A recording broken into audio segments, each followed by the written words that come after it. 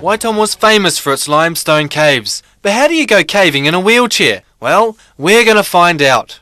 You may not believe it, but Kurt and I are going caving. We certainly are. We're going to tackle the Ruakuri cave system with a little bit of help from our friend Van. What are we in for, Van? We're headed for the Ruakuri cave system, reopened in 2005, elegant and accessible. Sounds pretty sweet to me. Let's go.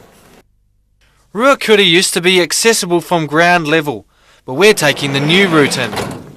Well, in a couple of minutes, we're going to look like these people. Van, lead the way.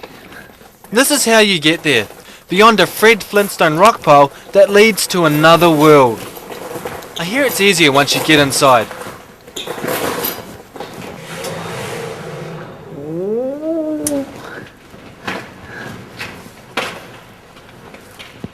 Oh my gosh.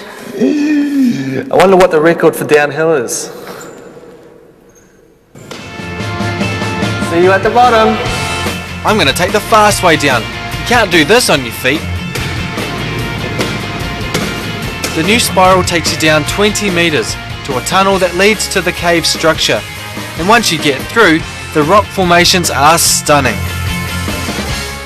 There are times when I wish I had a set of wheels. Geez, you guys took your time. We'll see who's first back on the way up. Oh yeah, I forgot about that. Yeah, this is a whole new construction. The original archway entrance through the burial area is now Wahitapu, so this is the new way in. Alright, looks impressive. Shall we go? So that last tunnel pushes into an old collapsed entrance into the cave.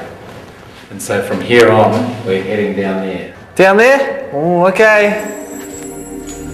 Hello, hello, hello. They've done a great job with lighting the stalactites. So far I can handle everything in my chair. Bit noisy though. So how long have they been up there for? Well, we're deep in geological time now, so the place has probably looked a bit like this for 1 million years. About the same age as Grant. This cave's special because it's formed underneath a fault line that basically let the water seep through, leaving behind the lime deposits that created the formations. The cave development includes a raised walkway that sure makes it easy for me.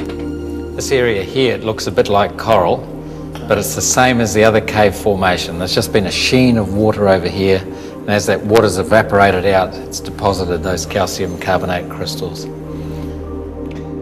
Talk about this construction here. Has it damaged the bottom of the cave at all? Now, you might have noticed there's quite a few wire cables, and they go up to bolts on the roof. So this whole walkway is suspended off the floor. So we travel through space. Yeah. So it doesn't even touch the bottom? No, it's a very little impact on the cave. It's called the environmental footprint. So there's no concrete underneath us, no big brackets, just a set of wires coming out of the roof every now and again. Teresa's coming into her own with this tight stretch, but then she's done this before.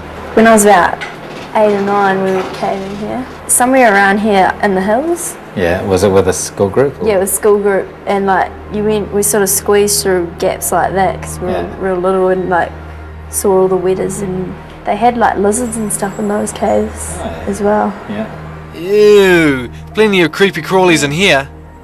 Now for the extreme moment, suspended high above the creek. So what's this place, Van? We're above the main Ruakuri streamway.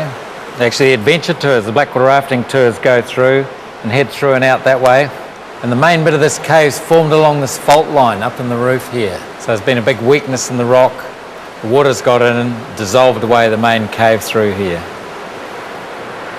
Blackwater rafting, does that mean people actually get in the water and go along that river? Yeah, wetsuits, inner tubes, helmets and lights, over the waterfall, under the glowworms, and on down through the cave like we're going down. This is spooky. With the lights out, it's a bit like riding the ghost train, with stuff hanging from the ceiling. So you saw the blue lights before. Each larvae, you can see the larvae on the roof up there, they hang down all of these threads. And so any insects flying up to that light get caught in those threads. And so the glowworm's light is entirely to attract food. So we've just gone over the suspended walkways. This part here is concrete. How did it get here? through that pipe. How long's the pipe? About 55 metres through the daylight. That's a long way. Got a scallop shell here, about 30 million years ago, the shallow sea. This one made it through all the sedimentation process. Normally there's only little shattered remnants of them, but this scallop here, pretty good example. The caves reopened in 2005 after closing 18 years earlier. The government used to operate them till the neighbours discovered they ran under their boundary and made a stake on their claim. Tourism Holdings now owns the caving and blackwater rafting businesses, with a new entrance on their side of the fence. Geez, T, I'm pretty impressed with this place. And the great thing about it, although I haven't found Gollum yet, but it's so accessible. I can go anywhere. I don't feel like I'm in the way, you know, like in lots of other tours that I've done. It's pretty cool. And it's beautiful. So far, so good. The caves were easy, but getting back to the bus, well... Right, time to head back. Do you want to push? No. Don't say I didn't ask.